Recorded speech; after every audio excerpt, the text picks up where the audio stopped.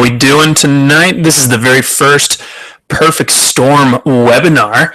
So pretty excited to share all this information with you guys. So this is the first time we're doing this. So if we have any hiccups along the road, make sure to kind of raise your hand. We got a little chat box over here. So if you have any questions or any comments or anything, feel free to enter those in through there. And if there's any glitches, either you can't hear me or the video kind of fades out a little bit, make sure to share some of your comments there so I know what's going on. All right, so welcome to the Perfect Storm. This is the very first time we're doing the Perfect Storm on the web, and honestly, this is my favorite workshop to do. Really, we've done this for the past 2 years now, and one of the most common things we hear afterwards is it just makes sense. It just makes so much sense. And really, I just want you to think about why you're here today. What answers are you looking for? Because this workshop is geared towards giving some answers that a lot of people have really overlooked. So I'm really excited to give this workshop for you guys today. And just to give you a little bit of my background, my story, I grew up with a lot of health challenges growing up. I actually was born 5 weeks premature. I got stuck in the birth canal and actually was needed to use forceps and vacuum to get me out. So they tried the forceps first, didn't work, ended up using the vacuum, were able to get me out. But unfortunately, that caused me to stop breathing as I was born. And breathing is a really important part of being able to live in this world. Luckily, they were able to resuscitate me, which is why I'm here with you today. But one of the things I just didn't realize was how important and detrimental that would be towards my health. And so I grew up as a very colicky baby, tons of ear infections. As I got older and older, we started to notice I had severe allergies, eczema, rashes, difficulty concentrating in school, even had a lot of respiratory issues. I had asthma all the way up until college, pneumonia, and I even had Bell's palsy, where one side of my face was actually paralyzed for a little bit. So I had a lot of issues growing up, also chronic sinus issues, headaches. I mean, it was just the works. But to me, it just seemed normal. That was just kind of what I was used to. That's what I grew up with. So I figured, you know what? Every kid must struggle this way, right? Wrong. It wasn't until later on in my life that I found out, oh, wait, not everybody deals with this. And really, that started my life off on a whole new journey to figure out what was going on with my body. Why wasn't it performing the way I wanted to? And it wasn't until I actually met a chiropractor who started walking me through how the body was made to work, started talking to me about this thing called a subluxation, which we'll talk about today. Talked to me about the nervous system. And I mean, it was just dramatic how my life was changed. I no longer struggle with the sinus issues, the asthma, the allergies. All those things are a thing of the past. And as soon as I learned all the stuff that we're going to be sharing with you guys today, I made a radical shift in my life, and I said, I need to teach others this same thing. So let's get rolling on this. And that's just kind of a little bit of my story. But other than that, I was born in Camarillo, California. So I'm a local boy here to the 805 and went to Azusa Pacific University, where I studied in biochemistry. So I'm pretty much a big nerd.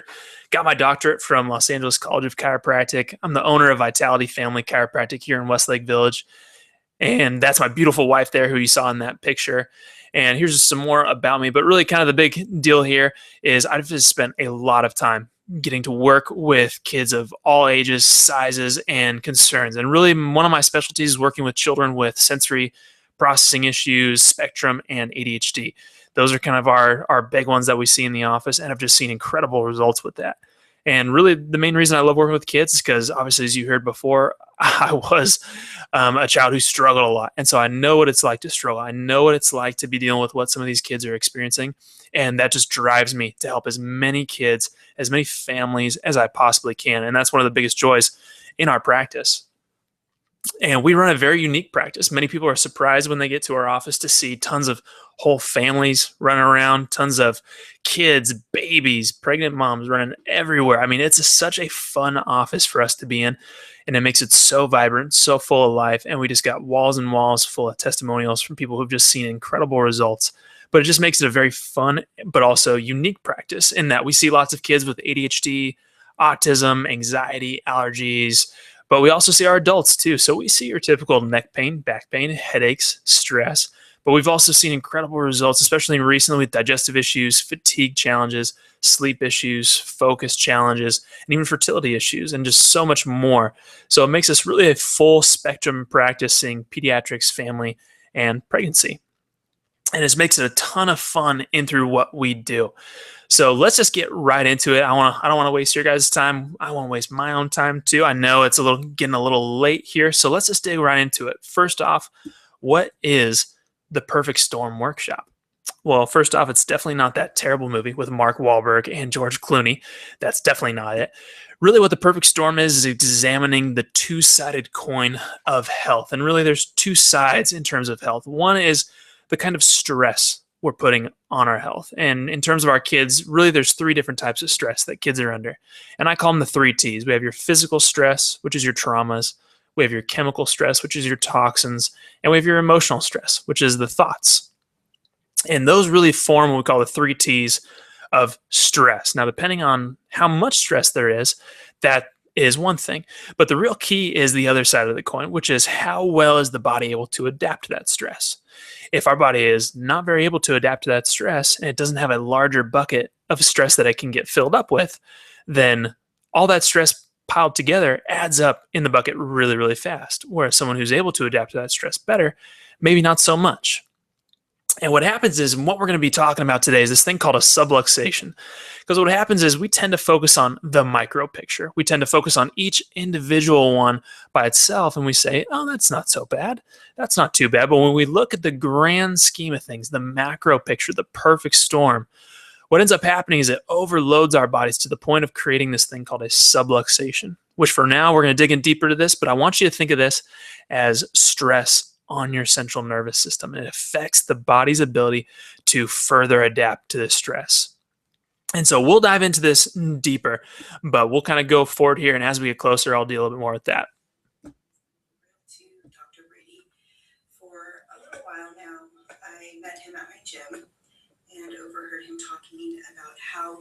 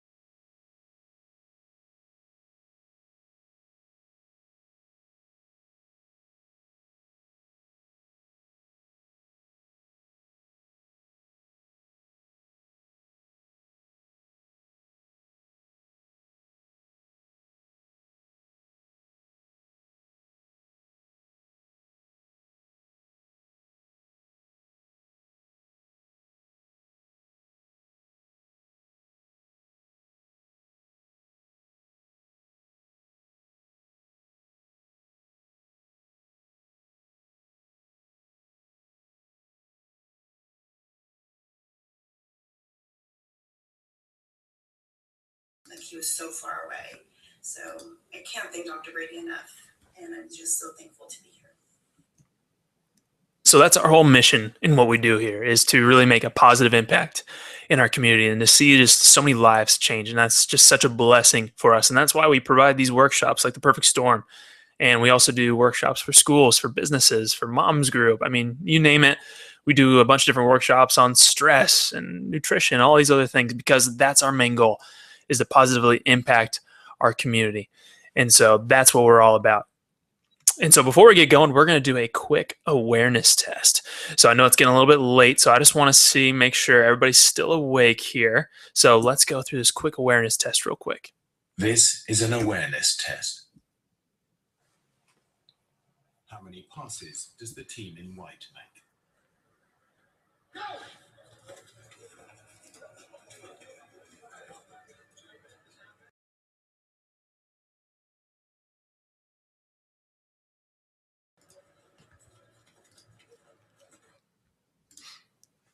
How many did you get?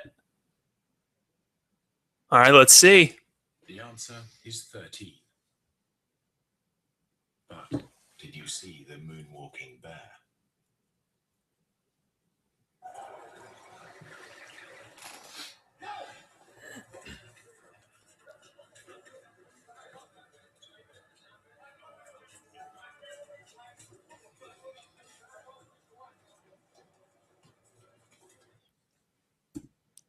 So basically, the whole point of this is to really demonstrate it's really easy to miss something that you're not looking for.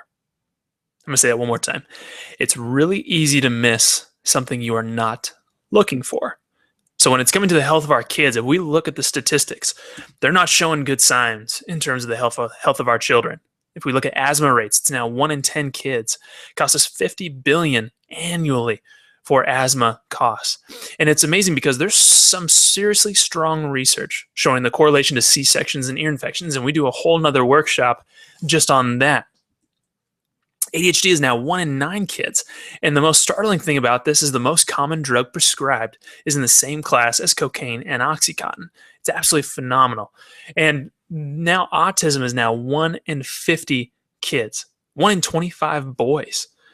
This is the moonwalking bear that nobody's talking about because we don't really talk about autism until really, Autism Awareness Month.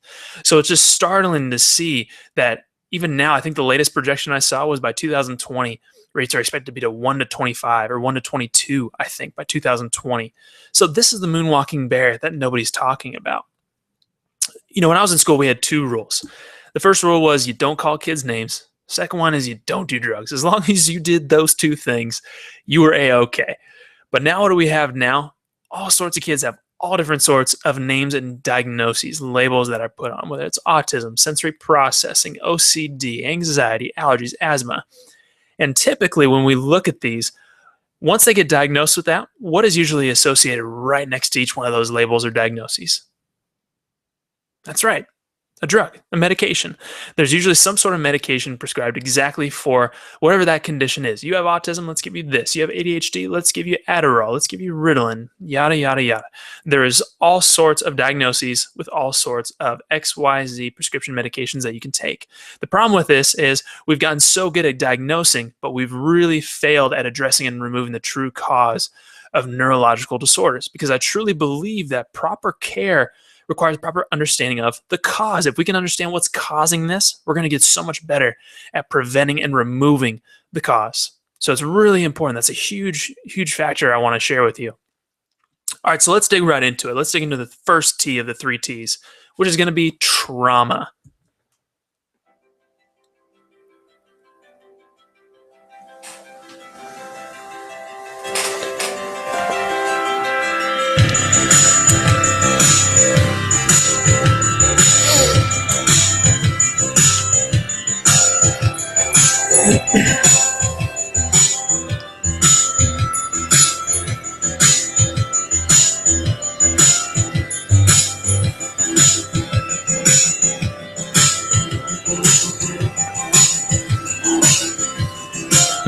And just for the sake of time, we're just going to cut that a little short. But are kids under physical stress or physical trauma? Just by that video, yes and yes. What kid does not have that happen? And it's not like we're going to put them in a glass housing and make sure we protect them from all sorts of slips and falls. That wouldn't be okay. But it's just to kind of acknowledge, okay, there is physical trauma. But really, physical trauma even begins way earlier on in the uterus, in through the pregnancy. And this is where we get to something called in utero constraint. And this is where the uterus doesn't expand to optimal positioning, which oftentimes leads to the baby feeling stressed and cramped inside the womb. And that can even force them to change their position, which leads to more breech pregnancies. The other factor that we see, and this is probably the most important thing we check for every single child that comes into our office, and that's any evidence of birth trauma. And really kind of the big 4 for birth trauma is forceps, vacuum, cord wrapped around the neck, and C-sections. And really the big thing with those is it places tons of traction on their upper neck, or what we call their upper cervical spine. And as you're going to see here, as we kind of dig in deeper to this, the upper neck is an incredibly valuable, important neurological center.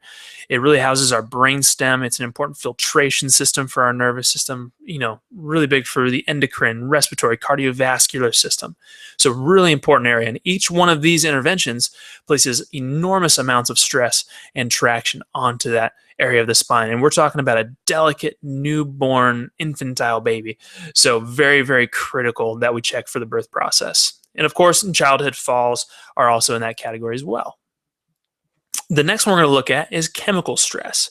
And chemical stress really is probably a little bit more obvious. This is your preservatives, your pesticides, the processed foods, sugar, grains, and dairy as well. And the big thing with these, one, they cause tremendous amounts of systemic inflammation. So they really cause inflammation throughout the entire body, which can lead to a whole host of other issues as well.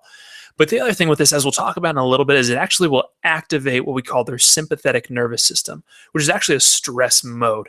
So we'll talk about that more in a little bit, but I want you to keep that in the back of your mind, that those three really activate that sympathetic nervous system. The other side of this is environmental chemicals are everywhere. Imagine, your household cleaners, detergents, those all get sprayed all over the house. And if it happens to be a house that still has carpet, where does a baby spend most of their time crawling? Of course, on a floor. And, unless you get your carpets washed every month, most of the time there's a lot of junk still in there that the baby's now going to be breathing in on a regular basis, especially during tummy time. And the last one, regardless of where you stand on vaccines, nobody can deny that some of these vaccine ingredients and fillers like mercury, aluminum, sorbitol, monkey kidneys, all this kind of stuff are actually stressful, and the body has to deal with those. That's why you see a side effect label on the back of the box. We don't see it on broccoli. We don't see it on bananas, unless you're allergic to them, obviously. But there's a reason that there are side effects, because these are stressful and the body has to deal with these. So really important that we take a look and we understand more about how this stress is actually affecting our body. And there was a study done in 2004 called the Body Burden Study. And what they wanted to understand was what kind of stress chemicals were actually going from mom to baby through the bloodstream. So they wanted to see what was the baby more susceptible to, because in the womb, the baby no longer has that blood-brain barrier. They develop that after they're born, but while they're in the womb, they're much more susceptible to these chemicals. They just wanted to get an idea of what was being sent from mom to baby. And what they found was 287 different chemicals, 180 of which are known to be carcinogens, 217 were known to be toxic to the brain and nervous system, and 207 were known to cause birth defects. So we're seeing that already in the womb, a lot of these children are already susceptible and being exposed to stress in the womb. And then now let's get to emotional stress. And this is oftentimes what people don't really consider a lot of the time. And this really deals more with a stressful, fear-based pregnancy. Mom and baby are intimately connected through your central nervous system. So whatever mom feels, baby's going to feel that stress as well. So it's very important for mom throughout the pregnancy that she has a stress reduction plan in place. Last thing we want is to increase our stress as we go through and not have a plan in place for that. And of course, NICU stays as well. Imagine the baby's been with mom for 9 months, just intimately connected to mom. All of a sudden you pull it from the room, you take it to a whole different room, start putting all these sorts of lights, heat lamps on it, start poking and prodding the baby. That's going to be physiologically stressful for a child. And of course, fast-paced, high-stress lifestyles, and of course, bullying, unfortunately. All these are different emotional stresses that our kids are under. And now we're starting to see this new normal of a lifestyle that many, many people come into our office with. And so this is kind of what it looks like. And it may be one or two of these, it may be the entire list, but one way or another, many of the cases that we see in our office have some form of each one of these. And really, it starts from the very beginning, and that's really the fear-based pregnancy. The more fear-based the pregnancy is, the more likely we are to have birthing interventions. And when we get these birthing interventions, we get a higher likelihood or an increase for birth injury. And that's really where the first stress or subluxation on the nervous system begins, is really with that birth injury. And when we have that stress that gets placed on the central nervous system, it definitely leads to a higher likelihood of colic. And that's often one of the first signs and symptoms we see of a child who has a subluxation is colic. And typically, say you're a first-time mom, the baby's colicky, they're not sleeping well. Typically, it's going to affect their ability to latch and nurse properly. And so now they're going to have difficulty nursing, have difficulty latching. They're going to be stressed out. Imagine when you're stressed out how much you clench. Now imagine a baby trying to breastfeed as they're clenching. Very, very difficult. And for a first-time mom especially, who's now unsure what's going on with my baby, what's happening, I just want to help, do whatever it takes to help. And most of the time, the first thing they do is they turn over to formula. And unless mom is totally on it, has been totally on board, checking and doing her research, oftentimes we find one of the first ones they get onto is something like an Enfamil. And I don't know if you've ever looked at the back of an Enfamil bottle, but it's kind of startling to see that the very first chemical is high fructose corn syrup.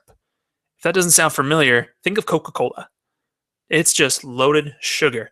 And essentially what we were talking about before, what does sugar do to the body? It causes systemic stress and inflammation.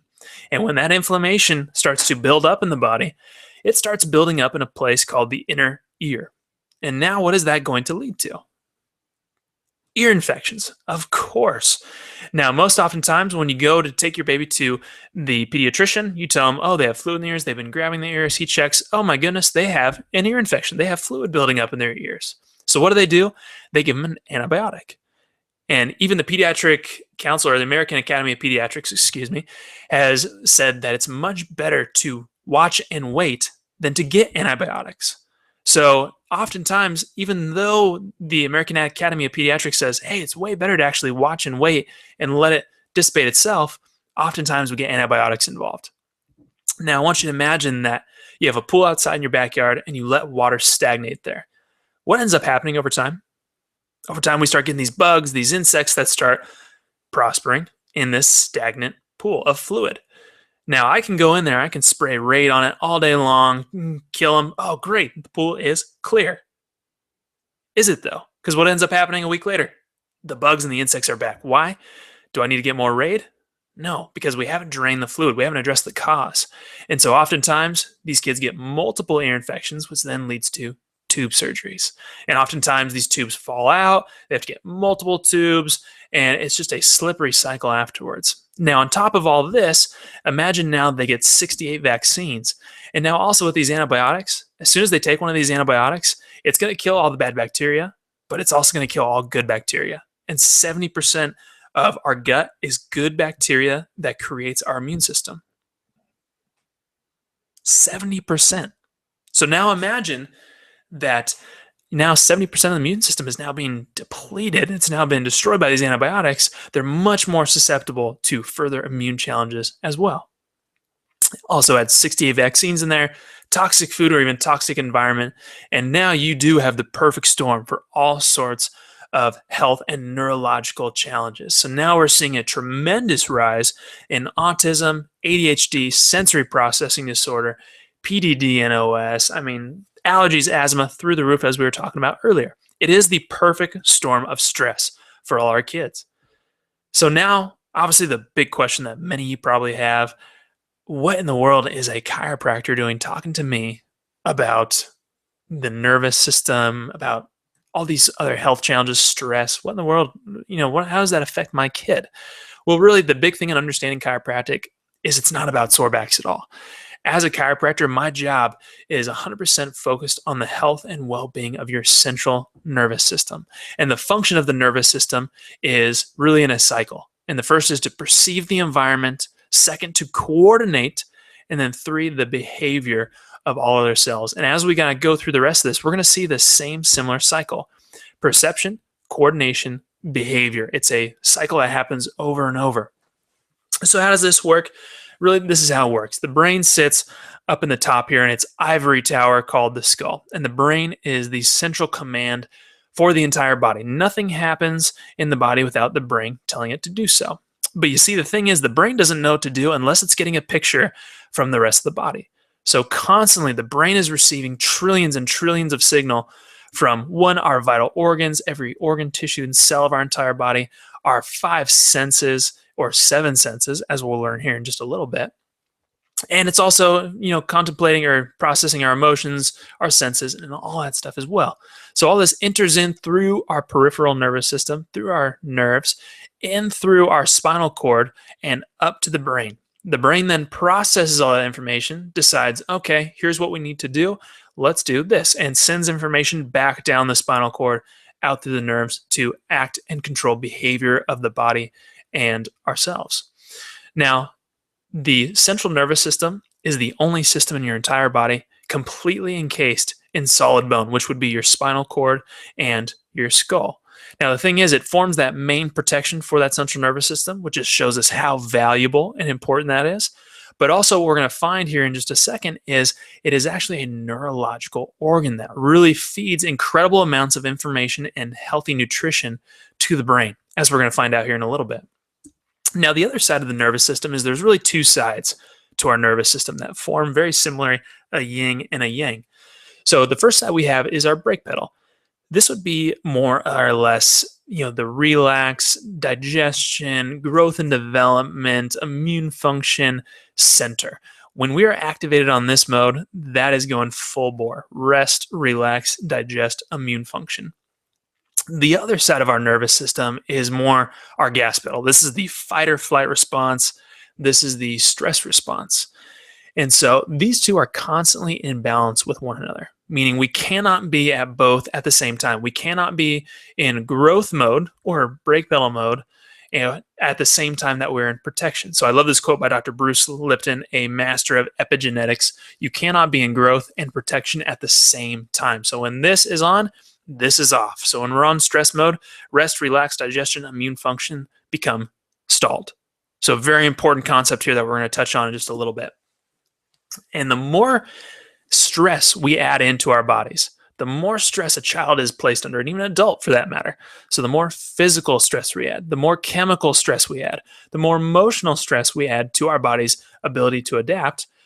At a certain point, we start to rev so high that the body can no longer adapt and creates something called a subluxation.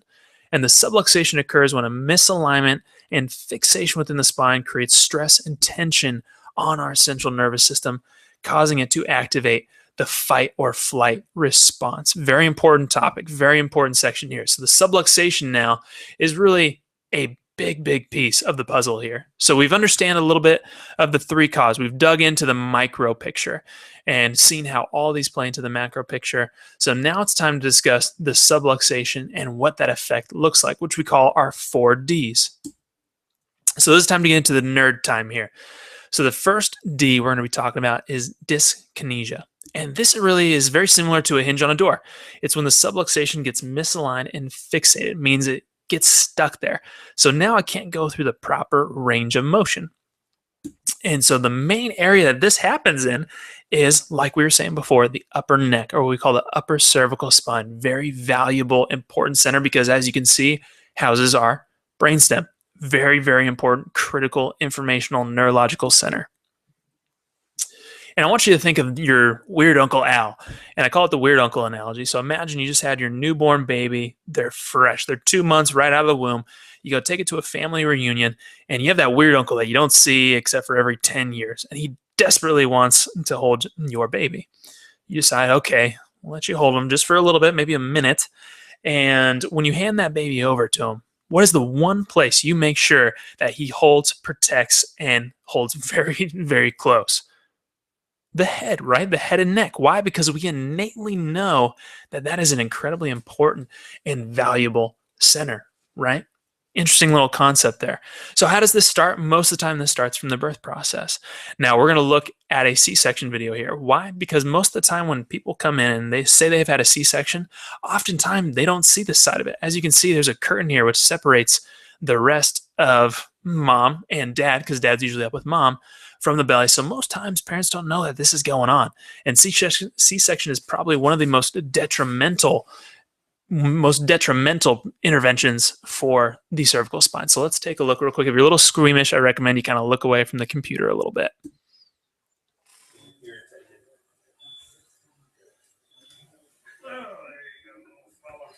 Come on, buddy. All right. Here's of a girl. Here's of a girl. Make it cute for the camera. Oh, yeah.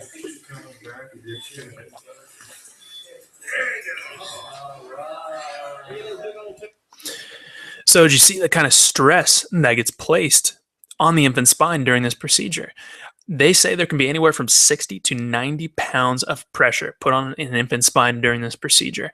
Why? Because now mom can no longer push, so the only way to get the baby out is using the skull as a fulcrum. And so really tons of stress is actually being placed, and oftentimes we have no idea this is occurring. And the World Health Organization says there's no reason for our C-section rate to be above 5 to 10%. Right now, just at Los Robles down the street from me, so wherever you are listening to this webinar, right down the street is Los Robles here in Thousand Oaks, around 33% is where we land. So just kind of startling statistics to see how much C-section is really becoming prevalent. And it's even getting more and more. You can see as we started from 1996 was probably our lowest year. It's just steadily increasing. And now we're finding more and more hospitals want to do more C-sections, which is absolutely mind-blowing to me. And so here's some more research on this. There was a doctor, Dr. Godfrey Guman, who found that spinal injury was present in 80% of 1,000 infants that he examined shortly after birth, causing interference to the neurological and immune function. That's interesting that he's seeing neurological and immune function. And many times I get questions, why the immune system being interfered with? Well, imagine that nervous system is what we call the master control system of the body. It controls your cardiovascular, your respiratory, your digestive system, your reproductive system, but also your immune system. And so he found that interference to the neurological also affected the immune system function. And he called this KISS syndrome, kinematic imbalance of suboccipital spine syndrome. And he concluded that the upper cervical spine or the upper neck should be examined after all births and adjusted by a chiropractor if necessary. Now, this isn't an MD seeing this. Isn't that incredible? And there's more. There was a Dr. Abraham Talbot. He was a Harvard University pathologist. He found that spinal injury was common in birth. And he found a high correlation between spinal injury to SIDS and respiratory conditions. Why? Because the upper cervical spine houses our brainstem. Very, very critical respiratory centers are located in the brainstem as well. And so now you're kind of seeing how valuable this upper cervical spine really is. Trauma from the birth process remains an underpublicized and therefore a significantly undertreated problem. I could not agree more. So now it leads us to something called disafferentation. And disafferentation now is getting more into the neurology of this. So yes, okay, you're probably asking yourself, all right, it's a bone out of alignment. How in the world is that going to affect my nervous system? Well, here, let's get into it. So now we're going to see how this works.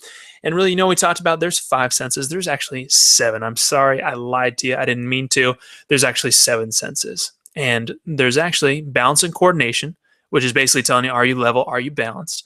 But there's also movement sense. And the best way I can describe this is I'm going to have you close your eyes real quick.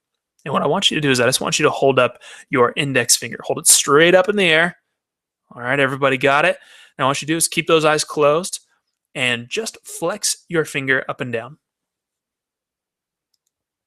Okay, great. Now you can open your eyes. All right, so my question to you is, how did you know that your finger was moving? You couldn't see it. So how did you know? That is what we call your movement sense. And there's really 2 types of movement senses. One is called proprioception. And proprioception I want you to think of as good. I want you to think of it as good, positive brain food. And then also nociception. Nociception would be our bad. That'd be almost stress. So I want you to think about that one. So our brain is constantly receiving this sensory movement information called proprioception, really stimulated through movement. 90% of the stimulation and nutrition to the brain is generated by movement of the spine. This is a Dr. Roger Sperry, a Nobel Prize for Brain Research, saying this. Absolutely incredible research that he found. Now, proprioception is really neurological stimulation from movement, charges the brain's batteries. Over half the neurons in the spine are there for this exact function. And of this 60% of this proprioceptive, or what we call in more scientific terms, mechanoreceptive, because in some of the research we'll talk about, we'll see this term pop up a lot, comes just from the spine. And 30% of that comes from the upper neck. So we're starting to see if we have stress on the upper neck, that's going to lose out on 30% of proprioceptive or healthy brain food. And this proprioception actually activates that that brake pedal mode, the parasympathetic nervous system, which is our rest, relax, growth and development, optimal immune function. So best way I can describe this is imagine your child goes out and they run and overload their body with proprioceptive input. They come back, they're calmer, they're much more focused. That's why movement is so critical, because it sends that proprioceptive input to the brain. Now, mechanoreception is a required nutrient for a healthy functioning nervous system. Now, if we're going to look at where are these mechanoreceptors, and I want you to think of mechanoreceptors almost like messengers or quarterbacks, that their only job is to send this proprioceptive input to the brain. And so we're going to see where's the greatest density or amount of these mechanoreceptors. So the latissimus dorsi, this would be on your back here, only 1.4, not too bad. The trapezius, this would be up by your shoulders, up there close to the neck, only 2.2, not too much. Then rectus capitis, which would be right in through here, all of a sudden we start to see 98. Wow, big increase. And then superior and inferior oblique, which would be these angled ones up here, 190 to 242. And as you can see, they connect to the top bone in your spine, or the top two bones in your spine. So really critically important area. 30% of proprioception comes just from this area right here. So again, we're seeing how valuable this upper cervical spine is. Some kids are really bouncy and can't sit still. Some kids aren't very coordinated.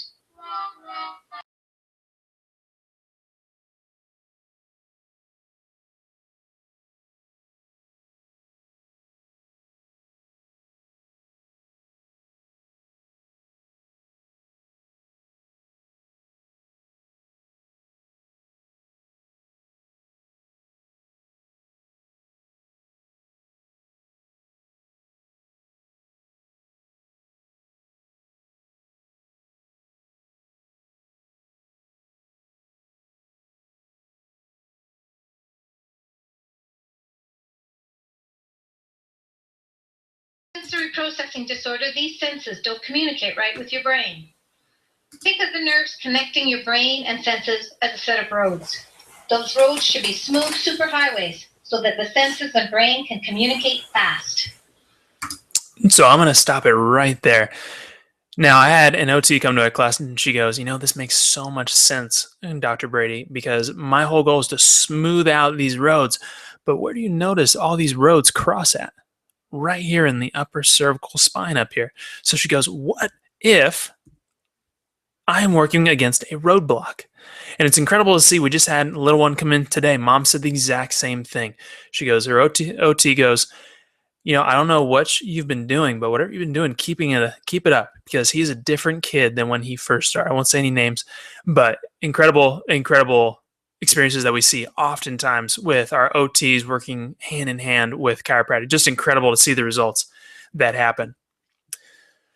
Now, what ends up happening is now when we get this subluxation, this misalignment, now we're not going to get the proprioception. We're going to get something called nociception. And nociception is essentially noiseception. It's essentially stress on the nervous system. And it activates the stress response. It activates the sympathetic nervous system. Now, while the brain can process several trillion bits of information per second, it seems that we're only consciously aware of 50. Inflammation, nociception do not require the involvement of our brain in a conscious fashion. So again, you are not aware, or your child is not aware, that they are now getting nociception. So again, it's not about sore backs. This is about the function of the nervous system. And this leads to something called dysautonomia. So now instead of proprioception reaching the brain and calming everything down, good healthy brain food, we're now going to get nociception.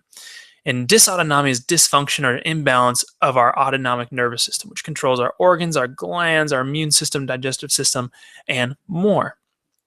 And so when we look at this again, if we're now not getting that proprioception, we're now getting nociception, it's going to activate now our sympathetic nervous system, our stress cycle. And now we won't have time to go through all of this, but essentially imagine when nociception reaches the central nervous system, imagine it reaches your amygdala, which controls your stress and anxiety center. Imagine now you're getting stress instead of good, healthy brain food there.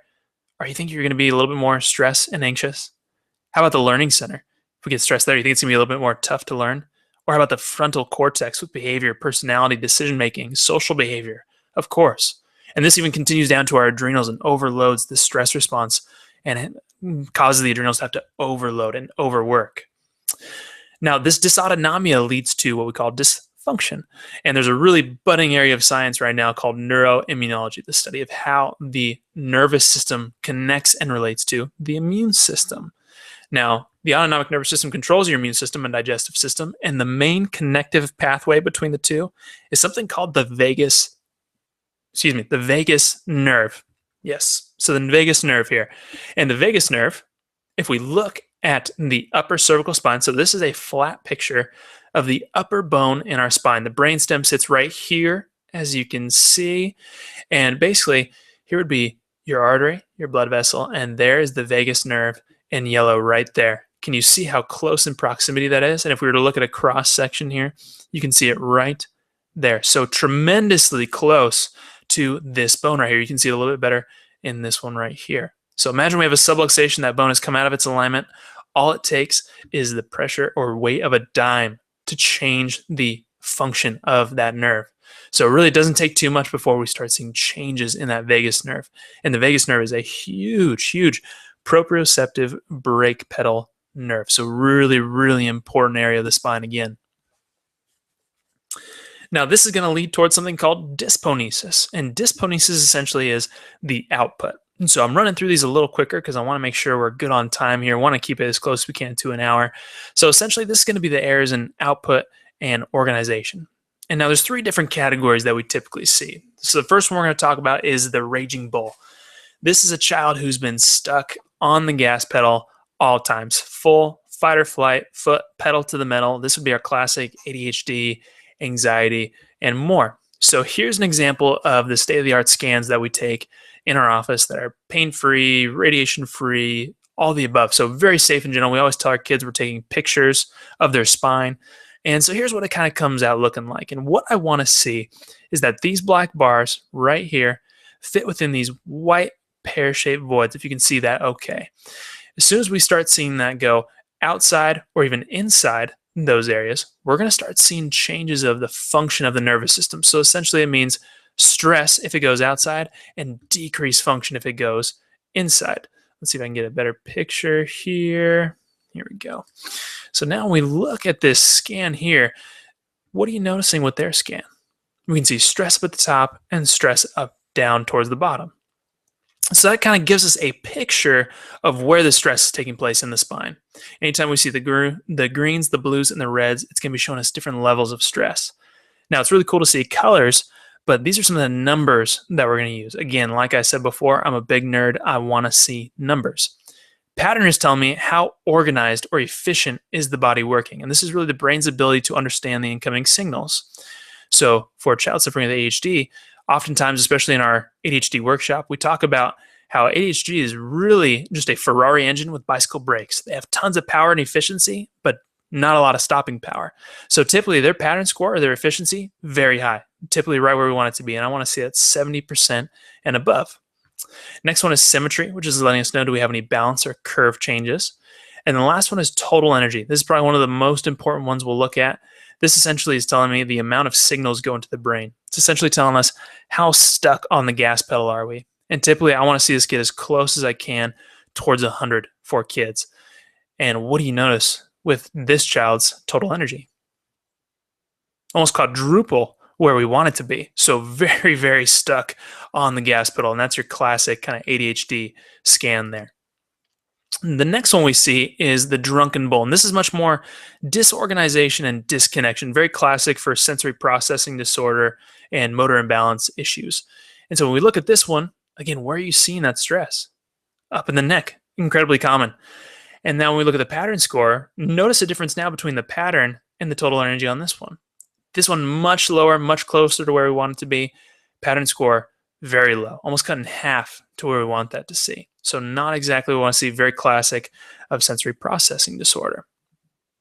And the last one is our drunken raging bull. And this is much more of the stuck on and disorganized, very classic for autism spectrum and epilepsy.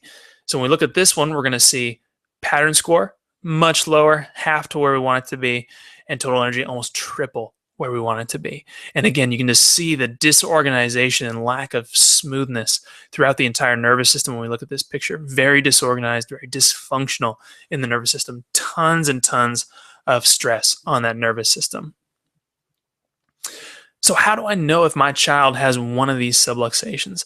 This is why we use state-of-the-art technology that's certified space technology. There's no radiation, no pain. We use it on our kids, babies, and even our adults as well too. And our adults, we have additional scans that we do as well for our adults. But really, this is critical to our assessment. It gives us quantitative, objective data that allows us to get a critical inside look in the health and well-being of your child's nervous system as well as your nervous system as well. So really important information that we utilize on every single person who comes into our office. And so now the big question becomes, what do we do about that? And that's where the chiropractic adjustment comes into place. And our main goal with the chiropractic adjustment is to pump the brakes. Also, it's to restore connection. You see, every single child, adult was made to be well. And when the brain isn't able to properly communicate with the body, it's not going to be able to properly heal. So when we look in your scans and we see where areas of stress are, it's essentially telling us where is the brain losing its ability to properly communicate and heal to those areas. And so what we do is we restore the proper alignment, remove the stress on the nervous system, allow proprioception to get into the brain, balances the autonomic nervous system, and restores the normal energy output. There was an Agora study done in 2011, and the conclusion was that spinal adjustment improved mechanical function, great, which is that misalignment fixation, but it also had the added benefit of inhibiting the sympathetic nervous system and improved all brain functions. So again, it's not about sore backs. And this is where I love to get into the cerebellum. And the cerebellum is really kind of the air traffic controller for the central nervous system, really kind of runs the show in a lot of senses. 80% of sensory information, or what's coming in from the outside, has to go through the cerebellum. And so what they found is that cerebellar cortical stimulation through mechanoreceptive input, so essentially it's going to be stimulating proprioceptive input, achieved seizure control in his patients, but also had the unexpected side effect of improving aggression, anxiety, and depression. Why? Because now instead of nociception, we're getting proprioception. And he even produced autonomic effects like changes in blood pressure, heart rate, gastric motility, linguistic processing, and the list goes on and on and on. Again, it's not about sore backs. And so this is why we see people who come in, their blood pressure gets lower, their heart rate goes lower, they sleep better, less headaches. Why? Because it's not about sore backs, it's restoring the proper function of the body, the way it was intended to be. And so now we're going to go through a little story here. We just had a film crew in here who was taking some videos of our office, and we were able to capture just an incredible story. I'll share a little bit of my story with Sienna here. Sienna came into our office, our old office, and she started about a year and a half ago. And Sienna came into our office just not having gone to the bathroom in about 7 days, I believe. And Sienna was really just struggling a lot. Mom said she was just diagnosed with autism very recently, and she was just having a lot of trouble. And so we kind of walked her through. She actually saw an ad for the Perfect Storm workshop, and she said, "You know what? We're desperate. We're going to do anything. Don't even need to go to the workshop. We're just coming in." So she came in, obviously very skeptical at first, as many parents are if they haven't seen the Perfect Storm workshop. And we went through our typical process. We went through, checked her scans, figured out what exactly was going on, where was stress building up on her central nervous system. And, she had a lot of challenges. But let's have her mom kind of share a little bit of her story here in our office. Just an incredible, incredible story. About a year and a half ago, we started bringing our daughter to see Dr. Brady after her autism